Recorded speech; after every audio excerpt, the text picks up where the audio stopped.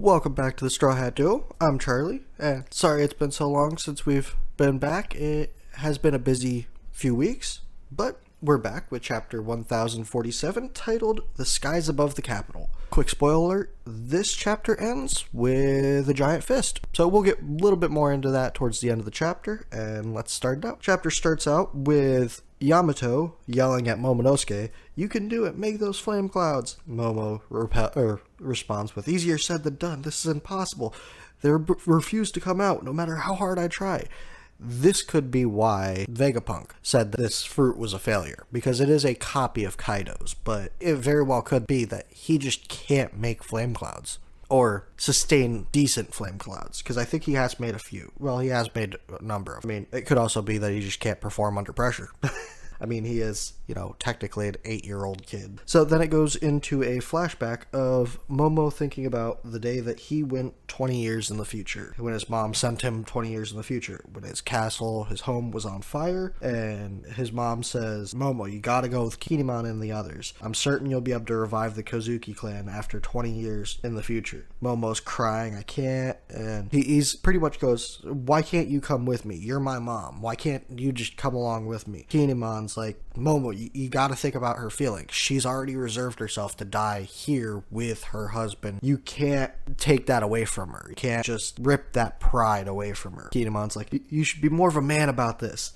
Momo responds with a pretty good response. He's like, "Well, I'm not a man. I'm just a kid." At that point, Kinemon's like, "Hey, listen, Odin's dead, so you are the last male of the Kozuki clan, so you are considered leader. You're not just a kid at this point. You are the rightful heir to the Kozuki clan, and you are the leader of the Kozuki clan." He pretty much goes, "I beg you, give us another chance to fight, and with honor on the battlefield. We'd rather do that and potentially die there than burn to death in this castle."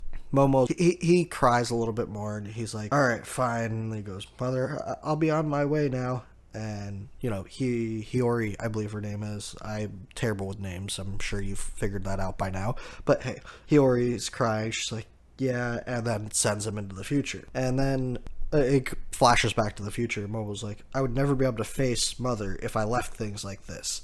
And then he goes back around to the other side of the castle, or other side of the island, it seems, and says, "Stop, stay away from the castle, stop, damn it." Some people have thought that could be a foreshadowing of Hiyori still being alive in her last moments. She sent herself into the future just to, see her kids one last time before actually croaking. Who knows? I mean, Oda could even swing it in a way that, the shot wasn't as fatal as it seems. It was just a lot of blood, and she's fine.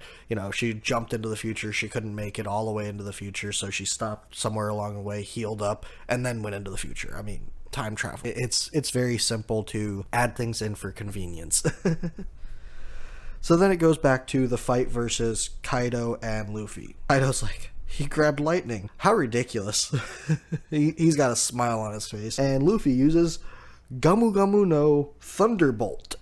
This kind of, no pun intended, well, yeah, pun intended. This kind of shocks Kaido. He's surprised by it, but he ends up dodging it. He goes, "You can keep playing around if you want," and then swings his Kanabo at Luffy, smacking him off into the air. As Luffy goes flying away, he grabs a hold of another lightning bolt, just conveniently there, I guess. Swings around it, grabs a hold of it, and just kind of swings around. Looks like he swings around it like 3 or 4 times. Launches himself off. As he's doing this, Kaido says, "In the end, a strong devil fruit power isn't enough to conquer these seas." As Luffy is blowing up his leg, he goes, "Gamu Gamu no." It looks like he was doing one of his kick moves, because his leg outstretches past. So it almost looks like Kaido is doing the thing that they do in DBZ fights, where they leave a small after image of themselves, because right through where Luffy's leg goes, it says whoosh, again, just like when Kaido dodged the lightning bolt, but there's the lines there, like he was just there. So it looks like he almost like instant teleported to Luffy and double-handed the Kanabo and just smacked it down on him. So Luffy misses, obviously. and his face is kind of crushed in, and you see the Conqueror's Haki like running off of his face. Almost there's some blood and some Conqueror's Haki. And then Kaido continues. He says, "Look at Roger. He had no devil fruit power, and he still brought the world to heal." And that he says that as he's just hammering down on Luffy. Luffy flies down into the ground, turns the ground into rubber. It looks like he... let's see. This is 1, 2, 3... At least 3 Luffys deep, in Oda terms. Bounces the ground down, and then bounces back up. And he goes, "Whoa!" And Kaido's like, "Such hurdles can only be overcome with Haki." As Luffy stretches his arms out, he looks like he puffs his arms up a little bit and coats him with Conqueror's Haki as he's flying back up. And Kaido does Death Destroyer, Thunder Bagura, which I've heard that there's a few translations for this move, but it's a new move that Kaido does. It seems like a more powerful baseball swing. But Luffy at this point flies upward, but as he gets hit, it looks like it knocks like 2 teeth out. His eyes are in the swirl, like when a cartoon character is like kind of in a daze. And he's even got the birds and stars floating around his head, going chirp, chirp, chirp. And he's got a big lump on his head. But he reaches down in this state and grabs a hold of Kaido's like chest here. And as he grabs, a vein pops out on his hand. So, he's obviously squeezing pretty hard. And he turns Kaido's chest into rubber as he just kind of flies up. And his arm just keeps on stretching. He flies up into the clouds.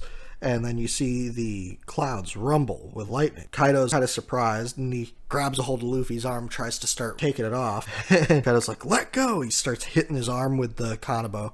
He's like, screw it. And he goes into his dragon form. He says, "You've given away your position." Which, actually, even though he changed into his dragon form, it seems like Luffy still has a hold of him somewhere. You see Luffy's arm reaching out into to Kaido, but you don't see where he's grabbing Kaido in his dragon form. And Kaido's like, "You know what, screw it." Goes into his dragon form and he says, "You've given away your position," and then uses Dragon Twister Demolition Breath. Seems you're still weak to slashing attacks. And he just sends a bunch of like wind blades up at Luffy. Looks like Luffy gets hit by 1, 2, 3, 4, potentially 5 of them, which doesn't feel good. It looks like it cuts Luffy in 1, 2, 3, 4, at least 4 places. It looks like it just cuts straight through Luffy. Obviously, it doesn't cut limbs off. You get the idea that if Luffy wasn't the main character, it would have. Luffy gets hit by these.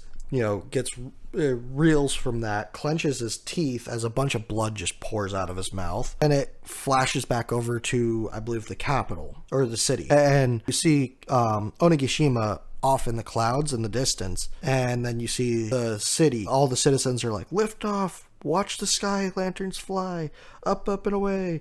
The festival's gonna end soon, and when the sun rises, we'll be slaves again." And they're just, having a good time, the last good time they feel like they can have for another year. Some of them are like, "I really hope I manage to survive for next year." And then you see the dude with the mask, long nose, I'm terrible at remembering names, and then the little girl that was with him that ate the smile fruit, and they're just laughing. And she's like, "Up, up, and away." So here it shows the guy with the long nose mask kind of looking shocked. I'm wondering if he noticed Onigashima and just isn't saying anything, because it's not much that they could do about it at this point. So then you see a zoomed out view of Onigashima over the capital, or close to the capital, kind of floating back towards it. You don't see Momonosuke in this. You don't see where he is in this, but that's fine. And it goes back to the fight between Kaido and Luffy. And Kaido's like, "Let go of me, get down here, Straw Hat," and shoots a blast breath back up at Luffy after, the slashing attacks. This, of course, hits Luffy again. He's the charred form again. He actually does like if you've seen Naruto, it looks like he does the Sakura shocked face when he's getting hit by the blast breath. Then he's charred again. He coughs out some smoke. And then it goes back over to the dome interior where somebody goes, "Higuro, are you okay? The whole island's falling." And Hio's like, "Yeah," and it's laughing. He's like, "That just means that Kaido's at the end of his ropes. Listen, all of you, think, which outcome would you prefer? Sir Straw Hat defeating Kaido would result in the island falling and all of us plummeting into our death. On the other hand, if Kaido comes out on top, we'd only live a little bit longer, then he'd kill us."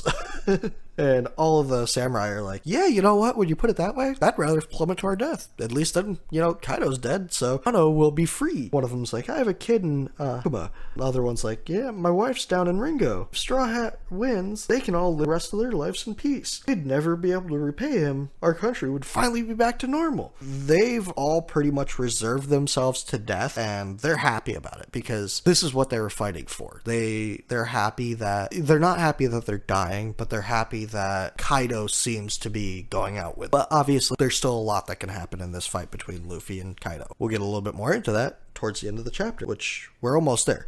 We just got a little bit more cleanup to do before we get to that. Pretty much all of them are kind of looking around. Then we flash over to Kid, and then Kid Pirates. And he says, do you samurai have a screw loose? We're all done for. Hio's like, and so what if we are? And then we go over to the basement where we see Usopp and Hamlet, the giraffe zone. The fire's still down there. Usopp's running from the fire. He's like, I don't want to die. I don't want to die. You think this is going to kill me? I'm surviving this no matter what. And then they get washed away by the water. Usopp's like, whoa, water, as he's being, swept away in a tidal wave. Then we go over to the treasure repository second floor, where the burning and shockwaves of all the shit that's going on, and the trader, the trader of the Kazuki retainers, the nail that was stuck in Orochi gets kind of pushed out. It seems like the tremor made the sea stone nail come loose. Maybe a rock shifted and caught the nail and just ripped it out. The fire could have loosened the skin around it, burnt away the skin around it, and it fell out that way. There's a lot of things that could have potentially made the nail come out, but either way, Orochi is back to being a threat. He goes, it's finally out. That tremor made the sea stone nail come loose. And then Orochi's like, damn you, at least this way I could take you with me. Are you watching, Odin? As he starts to cough, and he transforms, and he's still just covered in flame, and he says, your dear daughter is going to accompany me to hell. Hiyori kind of backs up, looking scared, and then we flash back over to the island, the zoomed out version of the island, and you hear Luffy go, hey Momo, and Momo's like, what the hell? What's going on? He goes, huh? Luffy? And then both him and Yamato look up and go, what? With their eyes kind of not popping out with the circles, but just doing the regular popping out, kind of stretching out of their eyes as they look up. And they see a giant fist coming from the clouds, shooting off with armament and Conqueror's Haki, coated in armament Haki. He says, I'm finishing this for good. Onegashima's in the way. Move it. Yamato is just shocked. He's like, is he prepared to punch through the island? Momo's like, Luffy, hold on. Luffy's smiling. And he's like, Momo, I know you've got this. You see Momo kind of on a smaller panel, just shocked. And then Kaido looking he almost looks content. Like he knows that, okay, yep, this is it. This is how I go. Not much I can do about this one. And the narrator comes out, the fallout from the mighty blow, and it cuts off there. So we don't see anything more on that, but this is a double page spread. Okay, so looking at this way, Luffy comes down a little, and he has Kaido still, so he's still got a hold of Kaido, so there's almost no way he's missing. It seems like with his fist being so big, there's no way he could have missed, but he's also got a hold of Kaido with his other hand. So what he's likely doing is it looks like he stretched his arm up into the clouds still. He's halfway between his fist and Kaido. So it looks like he's kind of slingshotting himself towards Kaido with his other arm as he's reaching this one back to do a one-handed bazooka type move, it seems. The fist is pretty much the same size of Onigashima. Now, that doesn't seem like a whole lot in this picture here, but when you think about it, there's, I believe, hundreds of people on this island, and they're spread out enough to all be fighting in different areas. Kaido's entire castle is on this. Momo, in his dragon form, doesn't hold a candle to how big this is, and you can barely see Kaido compared to the fist in the zoomed out version. And by the way, Kaido is still in his dragon form, so he's kind of floating above the island, but even if he wasn't, Luffy's got a hold of him, so he's gonna hit Kaido either way. It's just whether or not the island's going to be in the way. So what's likely going to happen is Momo's going to get kind of a burst of energy and actually be able to move the island. Or I don't know what else could happen with this. I mean, it's kind of a setup for, I mean, maybe Kaido could block the punch. There's a possibility. There's no way he's going to dodge it. Could maybe compete with it. Obviously not on size scale, but power scale maybe. So, I mean, there's two options there that I could see. Momo moves the island. Kaido gets punched into potentially the same hole that Big Mom went into. You know, that would also save Big Mom, because if Kaido wasn't, you know, completely knocked out, he could fly Big Mom out. Or Kaido blocks the punch. But either way, we won't be finding out for another 2 weeks, because there's another break. It is Golden Week next week in Japan, so we're going to have to wait till the week after to get the next One Piece chapter, which, I mean, that's fine. We knew that April was a slow month for One Piece and manga in general, it seems. Yeah, let me know what you think about this chapter. This chapter was... It definitely seems like we're coming to an end on Wano one way or another. Let me know what you think was going to happen. Let me know if you think Usopp is going to save Hamlet from drowning in the water. And we'll see you in the next one. I appreciate you stopping by. Have a good day. Bye.